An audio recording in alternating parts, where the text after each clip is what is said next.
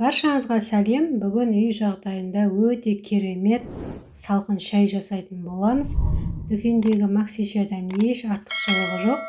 Дәмі өте ерекше және керемет болып шығады. Видеоны соңына дейін қарап өтіңіздер. Алдымен стаканымызға осындай кез келген қызыл шайды салып, үстінен қайнап тұрған суымызды құйып, шығарып қоятын боламыз.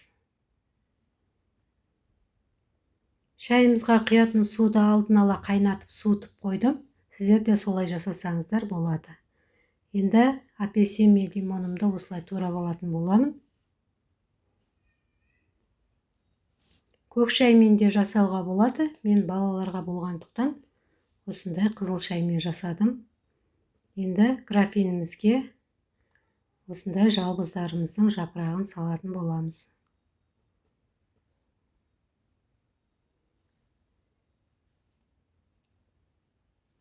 Жалбыздарымыздың жапырағын салып болғаннан соң үстінен лимон мен апельсинімізді салатын боламыз.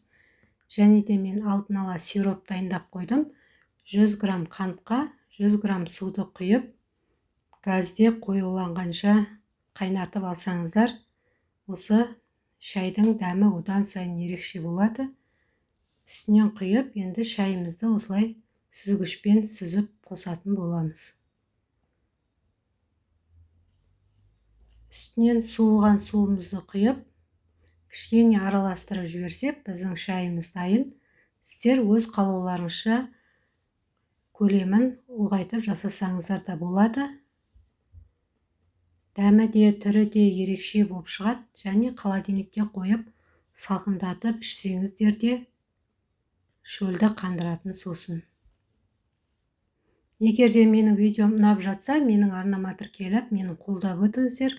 Алдағы уақытта үй жағдайында жасалатын рецепттерді бөлісетін боламын. Өте керемет шайымыз дайын. Сіздер де жасап көріңіздер. Назарларыңызға рахмет.